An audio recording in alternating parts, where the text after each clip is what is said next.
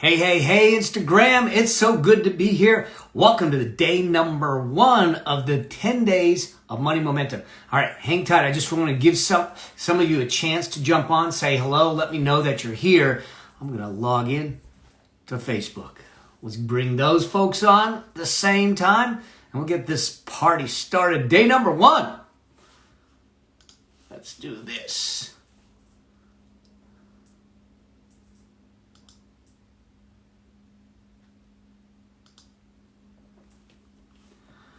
Hey, hey, hey, day number 1 of the 10 days of money momentum. Here we are going live. This is our daily lives for the next 10 days. Here's what we want to do. We're going to change. We're going to shift. We're going to move the money needle for you with some small little prompts, some small little exercises. But when we put them all together, things shift, things change. So let me know when you're jumping in to say hello.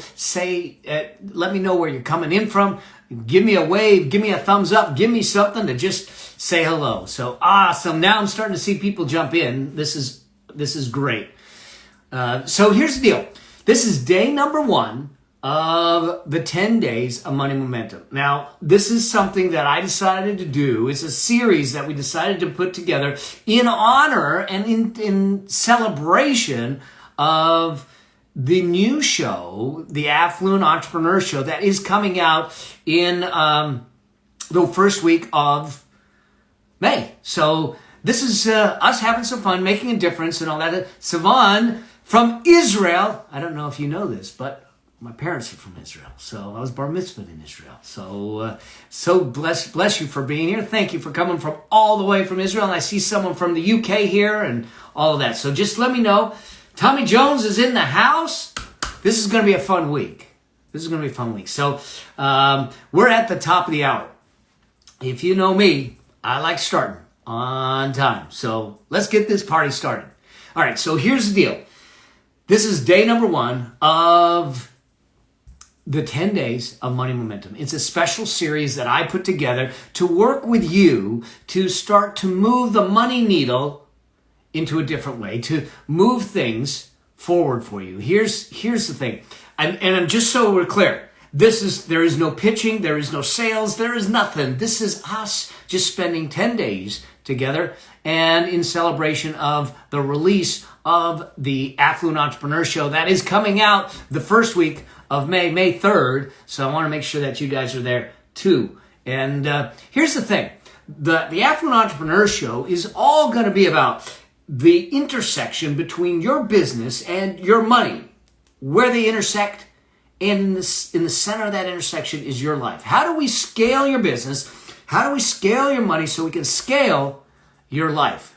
That's what it's about, isn't it? It's about us turning around and understanding how do we build a business that gives us the kind of life we want, to have what I call an affluent entrepreneur. See, here's the thing. As an entrepreneur for decades now, as a CPA, as an advisor, as a mentor to entrepreneurs, what I've watched people do is they get on the treadmill called their business, and they start running on that treadmill. And all of a sudden, they become a treadmill entrepreneur. And when we say we want to grow, we want to scale, we want to make more money, what do? They run faster on the treadmill. They run harder on the treadmill. They run longer on the treadmill. But at some point, there's got to be a breakdown. At some point, you're going to burn out. At some point, you realize this ain't working. And one of the challenges is potentially that you have the wrong business model. The other challenge is maybe you don't have the right profit model. The other challenge is maybe we're not doing the money stuff right. And so the Affluent Entrepreneur Show is saying, how do we move you from treadmill entrepreneur to affluent entrepreneur, to live a financially liberated life, a life of affluence? Now, here's the deal. Too often people will ask me, affluence, are you talking about luxury? Well, maybe. But really, an affluent life is one that is a meaningful life. 2, it's an impactful life. 3, it's a fruitful life. And 4, it's a peaceful life. And when we get that dialed in, then all of a sudden, we're living in affluence. At least that's my definition, and the people that I've worked with look at it in that way. And so today's prompt for day number 1 of the 10 days of Money Momentum was talking about this whole concept of money is a result, not a purpose. Money is a result, not a purpose. Now here's the thing. All of my accountant friends out there, they're going to sit back and say, you're a CPA. And you're going to say that money doesn't matter? I'm not saying it doesn't matter, because that's blasphemy. But I am saying that money is simply a tool. I am saying that I believe that when we start to attach a meaning to money, we start to have a problem. But when we attach a purpose to money, that's a different game. Here's what I know. When we start to look at this, and I did not know this up front. I didn't realize what this meant. And I'll tell you a bit of my backstory to learn a little bit about me too in this process. And then, at the end we can take some questions, we can have some conversations. This is about us kind of sharing on this journey together. And so here's what I know is I got pushed out of a partnership with some partners back in, now we're gonna age myself here, back in the 90s, mid 90s. And so here's the thing. I had no clients, I had no cash flow, I had no work backlog, I had nothing, but I was in debt because I just bought a house. I was over $300,000 in debt. Here's the thing. That was the same year that I became a single full-time dad of my boy, who at that time was 5.5, 6 years old. Okay, so here I was with the greatest gift that was given to me, to be a father, in debt, no clients, no client backlog, no business, trying to figure out what the heck I was going to do. So what I did was what most entrepreneurs would do. I stuck my head down, got on the treadmill, and started running. And you know what? I started to get clients. I started to get business. I started to get cash flow. Things were working. I'm going, kid, we're going to keep the roof off our heads. Until he came running in one day and he looked at me and he says, Daddy, I drew a picture of you at school today. And so I knelt down and he gives me this picture, and there's a picture and a stick figure and blue felt tip pen. And there I am standing in front of 2 computer screens, kind of like now, with a phone in each ear and the one in the desk ringing. See, I totally botched it. I totally screwed it up because the thing that this kid needed wasn't my profits, it was my presence. It was him looking at me and saying, it wasn't us having fun, it wasn't us playing ball, it wasn't us going to Disney, it wasn't us doing any of that. And so what I realized is that this idea of profits or money had to change, had to shift. I had to do business differently. I had to do money differently. I had to do all of that differently. And I had all the people in my ears, and maybe it's happening to you right now too, because you're working hard, you're trying hard, and these people are saying to you, hey, get work-life balance. You need work-life balance. So what they were telling me was, Mel, you need work-life balance. And I go, here's the deal. There's no such thing as work-life balance. There's just life. There's just life. Because every decision you make, whether it's in the context of your business or the context of anything else, it affects lives. And so we need to make that decision and look at it. It's not about work-life balance. You know what it's about? It's about work-life harmony. How do we harmonize and bring it together so they work together? I had to figure out how to build a business and create wealth in a way that served the greatest gift that I was given, and that was to be a dad. See, it's not about just business for business sake. It's about business for life's sake. And making a success in business is actually not that hard. Because here's the thing. You got to manage a few things. And I'll give you a framework here, because those of you that know me know that I work from frameworks. But here's the thing, is that in order to be successful in business, you're going to have to look at it and say, all right, I need to, and this is a framework that I call the analyst framework. I need to minimize the downside. In other words, I need to reduce the risks in the business. A lot of times they tell us that entrepreneurs are risk takers, and they're not risk takers. They're risk mitigators. They truly understand and figure out how to do that. The other side of this is that if I'm minimizing the risk, we got to maximize the returns, maximize the opportunity. And when we minimize the risk and we maximize the opportunities, therein lies our business success. What that is really about the business model and the mechanics of doing business. But see, what Jeremy taught me in that picture is I realized that this below the line stuff of minimizing risk and maximizing opportunity and returns and is all about model and mechanics. That's below the line. That's how you do business. That's what you do for business. But the stuff that matters is above the line. See, above the line, there's two other things. If it's minimize risk and maximize returns below the line, above the line, it's about lifestyle. It's about legacy. And what that's about is meaning and values. If below the line is how and what we do business, above the line is why we do business. And if we don't get the above the line stuff right first, if we don't figure out the why properly first, okay? If we don't figure that out, here's what's going to happen. We make the wrong decisions below the line. We build this successful business. We build a business that's flying and that's thriving and doing well. But we're miserable. We're stressed. Our relationships suck. Our health sucks. All of that because what we've done is we put the mechanics and the model of business before the meaning of business.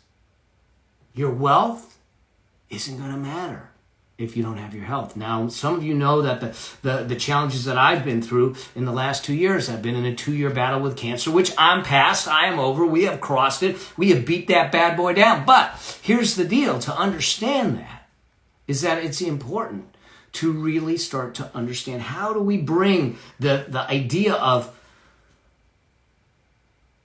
harmony into our wealth building, into our business. This is why the very first day I wanted to look at this idea of how do we create something, this idea of money as a result. It's not a purpose. It's just a scorecard. It's just how we decide on things. That's it. That's it. It doesn't mean anything except for the meaning we give it. It's just a tool. It's neither bad nor good. Yet money is so taboo. We're not supposed to talk about it. But I got news for you. We're going to talk about it. We're going to talk about it on these lives. We're going to talk about it on my show. We're going to have real conversations around money, wealth building, having an impact, living a richer life, doing the things that you deserve to have, but doing it in a way that is holistic, that's meaningful, that works for you and works for me. And that's the key of really starting to understand this. Now watch how this comes to life. Now I don't know where you are in your business. But I got a dear friend, Allison J. Prince. I don't know if she's on. She sometimes jumps on, but she's a dear friend, and she calls me up. And she says, Mel, you're one of the only ones that I could probably say this to and have you understand it. I want to pull this up if I can. And she says, I said, what's up? And she said, well, I just want you to know, I made all my numbers. I said, well, that's great. What's the problem? You made all your numbers. That's awesome. You should be celebrating. She goes, I am, but I had a question. I said, what's that? She said, what now? What now that I made my numbers? Do I just increase the numbers? Do I change the numbers? What do we do? What do I do now that I know that I made the numbers? I said, that is such a good question. So most of us never even ask the question. Most of us never even think about the question. So what we did is we spent the time with her to understand, what does it take? What's her driving force? What's the why behind her business? What is the thing that she loves to do? And what she loves to do is to bring possibility of independence back into women's lives again. So what we did is we restructured her business. We restructured in a way that every time she sold something, she would create a micro loan for a woman in a third world country to give her the opportunity to be independent financially by being able to start a small business, doing crafts, doing something. And so all of a sudden, her energy, the meaning, everything came back full circle for her. And in fact, she just did a launch. And let me see if I can find that for you, because she did a launch and then sent me this text. She sent me a text that basically said this. Said, I just finished my launch and we crushed it. And I don't have the numbers in front of me, so I may misquote the numbers. But she then just said, she says, we had an average value of over $1,000, $1,100 per person. She said, but you know what was even better? She said, that means that there's $105,000 that gets to go towards micro loans. And she says, do you know what that means? That means over 5,000 people, 5,000 women are going to get loans because of how successful my launch was. She says 5,000 women have been given the possibility of independence because I got my why right. She said, my heart is full and is smiling. That's what a proper why does. So that's why I asked the question and why I put the prompt in there, that money is a result, not a purpose. What is it that is your why? What is it that drives you? What is it that pulls you forward? Why do you want to build wealth? Wealth is just a statistic. It's just a number. But when we move it with purpose, now that's a different game. That's a different game. So one of the things to do right from the get-go is to really start to understand, first, what's your purpose? That really, what's driving you back? What is pulling you in? What's pulling you forward? What's drawing you forward? What makes you get up at night with excitement, or get up in the morning with excitement and be buzzing because you know that you're making a difference? That's what I mean by money is a result, not a purpose. So we got to figure this out. And so this is the thing that this whole session is about. This is why I think it's important for us to have a conversation around money, because we realize that it's not about money for money's sake. Forget the money. You know, there's ways. Look, I've made money, lost money. I've made it back again. It's not about the money. It's about what it does. In fact, there's a study out. Harvard did a recent study, well, relatively recent, 2017. They studied 4,000 millionaires, okay? And they studied happiness, and they're making money. And do you know that one of the top elements that contributed to their happiness was not how much money they made. Rather, it was how they made the money that they made. 4,000 millionaires said that one of the most important factors in their happiness was the way they created their wealth. Now, a lot of people have the misconception to believe that most wealthy people, most millionaires inherit it. You know what? The studies show that over 80% of millionaires are first-generation millionaires. So you're talking about first-generation millionaires, and what's more important to them than the money they make is the way they make the money.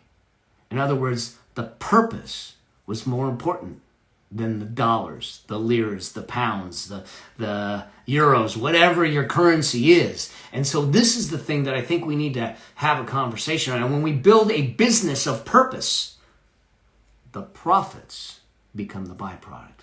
And when the profits are there as a byproduct, then we learn a system, a process to handle those profits. Now we build a financial machine that gives you wealth, that gives you financial liberation, and that allows you the independence that you deserve so you can live an affluent life. That's the game. That's the game we're going to play. That's the game we're going to continue to play. And so here's the thing. Remember I said, those of you that are in here, what I want you to do is do the exercises. Every day, I'm going to give you another prompt. I'm going to give you another short exercise. I want you to do the exercise. I want you to come back to either the Instagram post or the Facebook page, because those are the two places I'm on right now. And I want you to post a comment about the exercise, about what your ahs, about the realizations. Because for every comment, I'm going to put you into a drawing for some giveaways at the end of this, because we're going to give away everything from Apple Pencils to Amazon gift cards to my book to all kinds of stuff. Because what I want to do is give you incentive to get in the game. I want to give you an incentive to move forward. I want to give you an incentive to move the money needle for you. All right? Remember, my whole purpose of doing this is really to celebrate you, to help you, and to let you know that my show's coming out the week of May 3rd. So do me a favor. What else? Tomorrow morning, I'm going to post another post. I'm going to post prompt number 2. We're going to keep going. And let me know how I can support you. Post the questions. And the other thing to do is this. If you know of people, entrepreneurs or others that are dealing with money issues, that are looking for guidance, looking for someone to follow that we can have these real conversations, send them our way. Bring them to the game. Let's have some fun. Let's make a difference. Let's change their money and their financial destiny. Let's do it the right way. All right. So that's it. That's all I had for the, I'm going at my notes and saying, that's all I had for the formal part of the training. So I'm going to open it up. If people have questions, if people have things, I am totally going to be open. Julius is here from Nigeria. Man, we got him from Israel, Nigeria, the UK. I love this. Win with Dar es Salaam. Thank you. So, James Laughlin is in the house too. My buddy Mark Anthony looks like he's in the house. Just so good to see good friends. Hey, if you've got a question or if you have a comment or anything, do me a favor. New Zealand's in the house. All right, man. We are a worldwide show. Having fun. All right. What time is it in New Zealand? It's got to be morning there. So, so yeah, just let me know. Because I'm going to stick around a bit longer if you've got questions. Because here's what I want to do is on my show and some of that, I want to bring some of you on. 11 a.m. All right.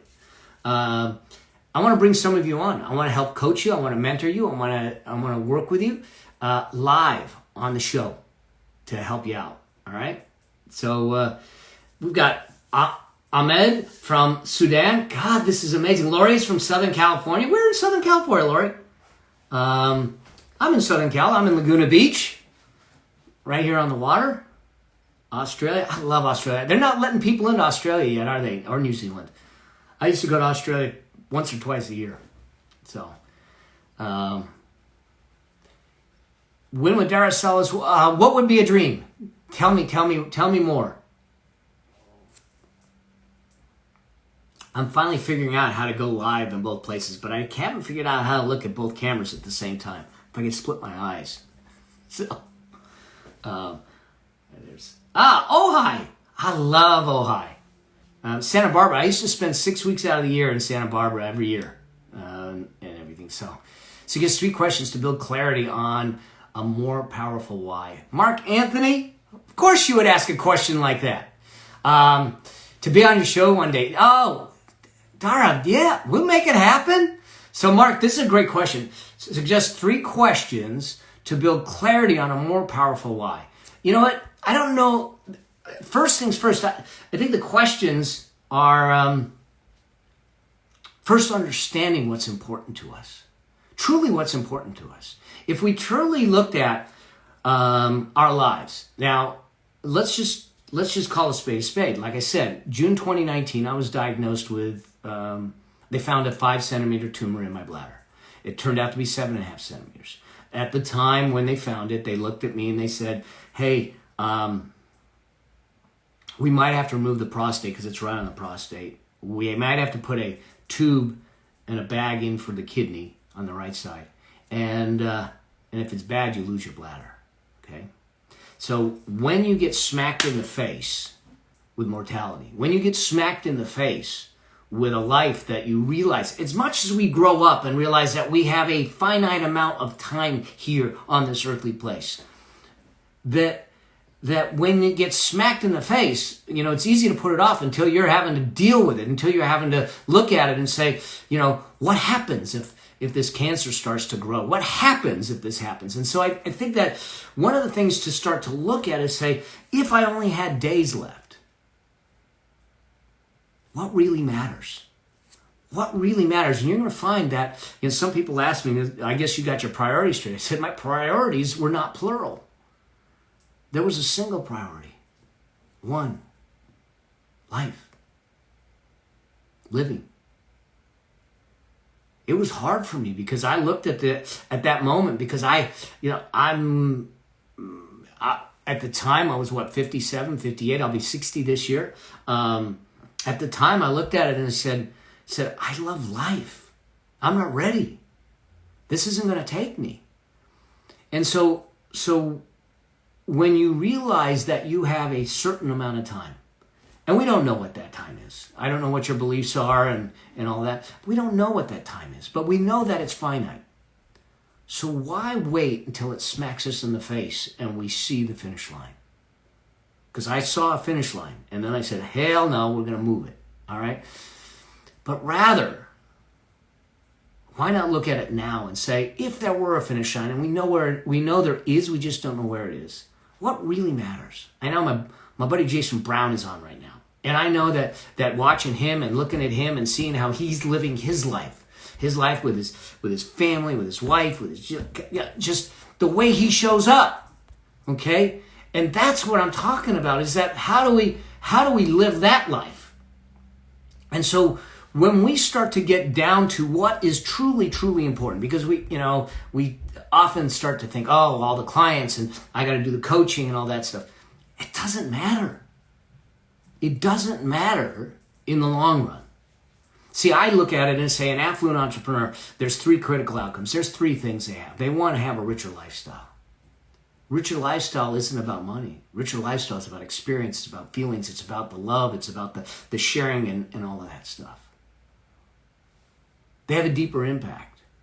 The deeper impact is an impact that they have on the people they serve, but more importantly, it's the people they love to their right and the left.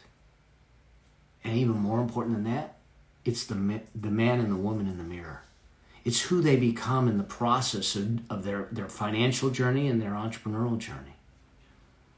And then the third critical outcome is that they're living with complete freedom.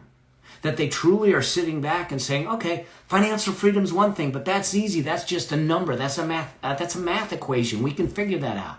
It's not the number that matters. So financial freedom is one thing, but there's 2 other freedoms we need to think about. Truly affluent entrepreneurs, they look at it and say, they have time freedom. In other words, that they have the chance and the ability to decide what their time is going to be used for, how they're going to use their time. Because here's what I believe. I don't care if you're worth 100, a million, 10 million, 100 million, $1 billion. But if you can't control your time, you're still broke. You're still living in poverty. Okay? I want to control my time. I decide each and every day what I'm going to do, how I'm going to do it, who I'm going to do it with. That's freedom. And then the third freedom is mind freedom. To have the peace of mind, to know that life is good, that life is peaceful, that everything's going to be okay. That I built everything up in a way and that I'm good, that I can lay down in peace. That's how I look at it. So I don't know if that answered your question, Mark, but I hope it kind of moved you towards that right direction. And I know you, Mark. I know how you're living your life, and you do it well. And you have these things in place because we've known each other for a while. So, awesome. Other questions? Rachel's in the house. Hey there, friend. We have a call this week. Can't wait to chat, catch up. So, anyone else before we sign off? So let's just recap. We talked about this whole idea that money is a result, not a purpose. That it's important to really, truly understand that we're driven by a purpose and not a profit. The profit's the byproduct of the purpose. Let's make that right. And then if we run our business correctly, we start to build a financial machine that covers us, a financial machine that takes care of us. We'll talk more in later sessions about how I set some things up, what allowed me to move through the cancer financially without challenge and that type of thing. Not that it was without challenge, but doing it that way. And so that's the thing. Tomorrow morning we're going to have another prompt. Tomorrow morning we're going to have another prompt and another little exercise to do. I want you to post everything to. I want you to post your comments and everything in there, because remember, everyone that posts a comment gets put into a giveaway to make sure that we give away some things at the end of this 10-day journey. Now remember, the 10-day journey, this is just us sharing, us giving, us helping, moving the money needle for you. There's nothing to sell. I got nothing to pitch, and the only thing I'm doing is celebrating the release of my new show, the Affluent Entrepreneur Show, coming out the week of May 3rd sometime. So I'm going to invite you all there. So cool. Let's see. How about Mark, I'm going to give you a tactical thing. So Mark's asking, how about a disciplined way to build contribution and donation into disciplined habits? I'm just going to tell you to make it automatic. Our contributions, our donations, we at the beginning of the year decide what causes are near and dear to our heart.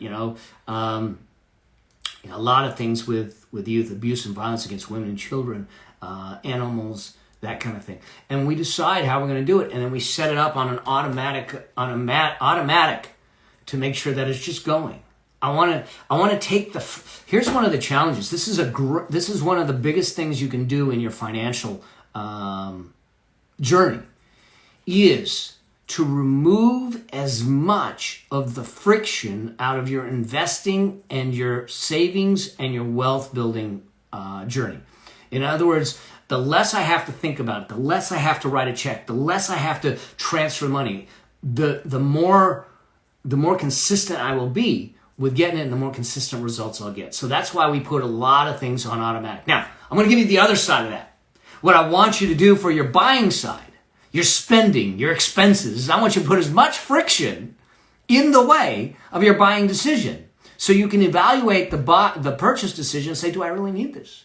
We'll talk more about the time value of money. We'll talk more about the real cost of some of your spending to try and understand that more readily as we move forward. But I think, Mark, one of the things I would do is just make it automatic in doing that. So, and then I had one more question, and then let's see if I can get back to it. How do I get back to it? All right. So, Leonardo says, how to overcome money blocks. That's a bigger topic, but we're going to talk a bit more about that. In fact, I also on my show just filmed an episode specifically about expanding the money mind. So we'll talk a bit about that. Here's the deal. In a nutshell, we have multiple comfort zones. A lot of people will say your growth sits outside your comfort zone. But we talk about comfort zone as if it was a singular thing.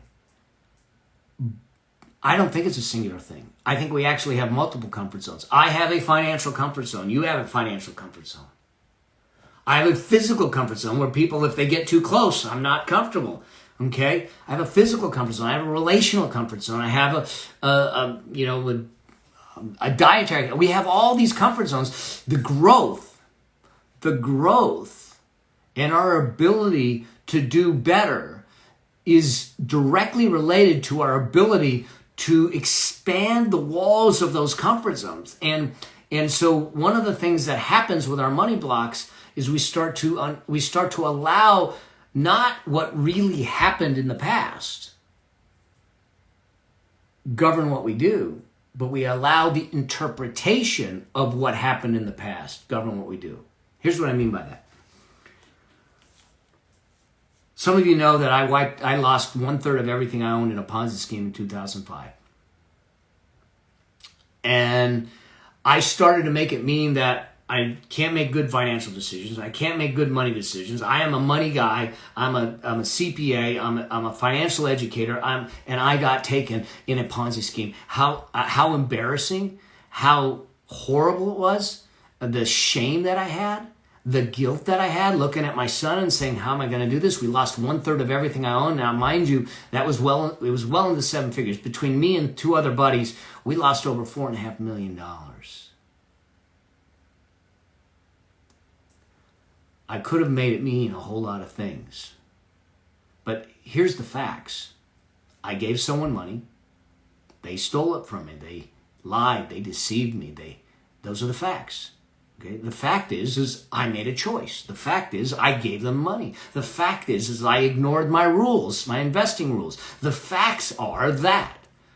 And the facts are just the facts. There is no emotion attached to it. And once I understood what those facts are, then I could sit back and say, great. Instead of getting caught up in the interpretations and the meanings of them, I could get caught up in the lessons from them. And so I had to look back and say, what did I learn? What did I learn from being caught in a Ponzi scheme, getting wiped out, and rebuilding it back from there? What did I learn? And then the second stage of what I learned, once you learn it, is then to ask yourself this: how can I teach it? Because I make a mistake. I don't beat myself up with a big stick of the past. I take the lessons from it, and then I give the lessons to the world. Now, whatever happens, even if it's a mistake, even if it costs you, has value to the world. We start to do that. Exactly, Jason. And you live and learn from it, and can teach others what to look for. Exactly. Look, Jason Brown he makes a living out of doing this too. He's teaching people, and he's made some bad moves. He's made some great moves. And he never hides behind it. He takes the lessons from it. Now, it doesn't mean that it doesn't hurt. It doesn't mean that we don't go ahead and go, yeah, that one's going to leave a mark. But we still do it. But give the gift to the world by teaching the lessons that you got from the mistakes you had. Then it becomes much more valuable. And so we'll go deeper on money blocks and in some of that as we go further on this. But I think that's an important thing to consider. So Julius is asking, what's today's exercise, Mel? It's in the Instagram. You'll find it on my Instagram under Mel Abraham 9, or you'll find it on my Facebook page. So you'll see the post that says money is a result, not a purpose. And then you'll see the exercise there. It's a short little exercise. It's really about you figuring out what are the 3 reasons, the 3 biggest whys you want to create wealth, the 3 biggest whys you want to build a business and build what you have. This is what the exercise is today. Tomorrow we've got a different one. Tomorrow we're going to step back in the game. We're going to give you day number 2. We're going to give you a new prompt. We're going to give you a new exercise. And 4 o'clock, just like today, I'm going to be live on Instagram and Facebook. We're going to have this conversation. We're going to keep going because I want these 10 days. I want to have fun with you, and I want to make a difference. I want you to bring it. I want you to bring me your questions. I want you to bring me your comments. Let's have a conversation. Let's make this a dialogue, okay? I can talk to cameras all day long, but let's make this a dialogue, all right? All right. You all have an incredible, incredible, incredible rest of the evening. Wherever you are, we've got people from Sudan, from the UK, from down under, from New Zealand, from Austin, from Southern Cal. We got them all over the place. Detroit. Jason's in Detroit. So it's amazing to know that we can reach so many people. And we have a chance to touch so many people in a positive way. And do that. So, Leonardo, can the live be sooner in the future? Opportunity is there at 3 a.m. here in Ukraine. Oh my gosh, and Canada. Let me see what we can do. Right now, I've got them scheduled for 4 p.m. My time because I want to give people a chance to do the exercise. Let me see what we can do. All right. So, all right, my friends. Thank you. You guys, just so you know, I appreciate each and every one of you taking the time because you're a gift to me. This is my healing. This is my joy. This is my place where it's my happy place to be able to serve, to be able to see smiles if they're on your faces, movement in your lives, growth and soaring and all that stuff. So, and if I can have one little piece of involvement in that, then I feel blessed. So I appreciate y'all, and I'll see you all tomorrow. All right? Keep rocking. Cheers.